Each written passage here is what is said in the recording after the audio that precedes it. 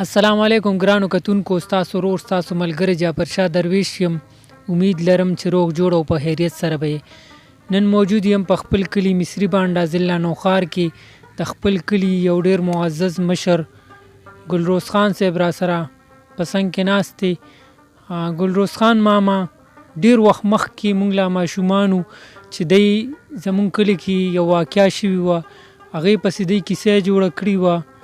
یو ماشوم ډوب شوی مسافر، نو کوشش به کوو چې هغه زړه کیسې نن مونږ د دې نه د دی زباني واورو. راځئ چې ملو شو سره. ماماجي څنګه یې؟ ښه یې؟ السلام علیکم. زما په ټول میپل باندې سلام دی. او دا یو ما څه معمولي غوندې کیسه جوړه کړې وه، خو دا بس د یو یاداشت دی. ما یې راشه دا ټیم خو ډیر پکې تیر شو، د دې ډیر وخت شو، خو اوس جعفر شاه استاد راغو نو ده وی چې یاره ما سره به یو لږ غوندې دې کې ټیم والي او دا به تازه کو. نو بس زه د سره اوس ناست یم او دا بس داسې یو څو پړ کوي، نو زه به تاسو ته او دا ما د نبي بیکي نه را روانه کړې ده او دا به په دې ځای که خیري په سیند په غاړه باندې ختمیږي. اوس کیسه د مسافر کوم د سره د مانکې او د لور په منځ کې کلی او دا نبي بیکي یادېږي پکې ښکلې د لور نه به ټول کلي را پرکم او دا کیسه د مسافر به اوس ښکاره کم. نو د مانکې او د لور په منځ کې کلی دا نبي بیکي یادېږي پکې ښکلې نو مسافر شو د نبي نه را روان او مخکې واوره عجیبه غوندې بیان. نو را روان شو مسافر کوي منزل خپل کلی تېنه پاتې شو یو ځلو. نو ماسپښین پټو ډېرې باندې تېرېږي او جانګیري په طرف ځي ناوخته کېږي. نو چې څه وخت کې جانګیري ته شو قریب او خپل خدایه په ځلو کې په غریب نو عاقبت جانګیري په موړ راتاو شو او د میسا کلی نه تیر شو اواګیرو. نو مخکې کلی نندرک او مغول کې دي مغول کو پاډه دې شو د مګیرو. نو مسافر کډه تړینې ساریږي او ګلروز خان وایي زړه مې ډېر شو پې ذخیرو. نو د مشک والی محمدو نشو تیرو لا په مخ کې مزل کوي لکه د شیر. نو لنډه دا چې د مصري بانډې ته لاړو او په مصري بانډه کې دې شو دا وګیرو. یو 3 میاشتې د ډېرې مالت کې تیري پتن لاګي چې لګي وي که ډېرې. نو اوس کیسه د مسافر کومه په مخ کې او د خفقانه مې د سترګو څاڅي اوښکې. نو 3 زامن ورته ورکړي مولا او حق لار ده چې اخلي ترنه بیا. نو مشر زوی نامه وه مختیار او لا په جیل کې چې بندي دی د سرکار. نو دویم زوی اقتدار نامه یادېږي حق لار د دنیا نه پناه کېږي. نو دریم زوی نامه وه کامران او لکه ستورې ځلېدو به د اسمان. نو دریم زوی نامه وه کامران لکه ستورې ځلېدو به د اسمان. نو وزیر محمد دا کیسه ډېره ده د خوند بانډېوال پکې اچولې درته کن. نو دا به پرېږدم اوس کیسه کوم دوبارو غوږ پکې د ورته کینه په کلار نو دا به پرېږدم اوس ورځمه زه په بیرته دا کیسه د مسافر رسومه سرته نو په میره کې د ماسلو یو کور او مسافر چې ورغلی په دې لور نو مسافر د ماسل سره دیره شو پردی نو د خپلو سره شو نو غریبه کې تېرولو به دی ژوند او ماشومانو لا وی نه پیده په بند نو ماشومانو لا وی نو د روزګارو یو وزیر محمد به کولو کارو نو یو ورځې داسې وې مور اقتدار ته ہے بچیا غوږ مې ونیسه ګفتار ته دا سیند کې چې کوم ډوبېدو ده نو یو ورځې داسې وې مور اقتدار ته ہے بچیا غوږ مې ونیسه ګفتار ته نه پلار دې تللی مزدوری ته غریبي ده نو او خشاک نشته په کور کې مینګی ده نو اقتدار د مور خبرې واورېدلې دا خبرې به په زړه باندې لیکلې نو اقتدار وی خپلې مورې خبرې راته مه کوئ نورې نه پړی راکه چې خشاک ته شم روانو د خشاک بڼ به وی راوړم په یو هانو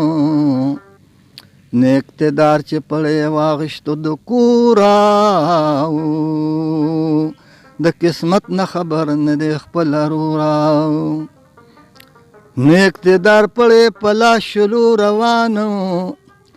ګلوس خانه په مزه کوه بیانو نه پړی واغشتو په غر کې ګرځېدلو خشاک به په مزه کولو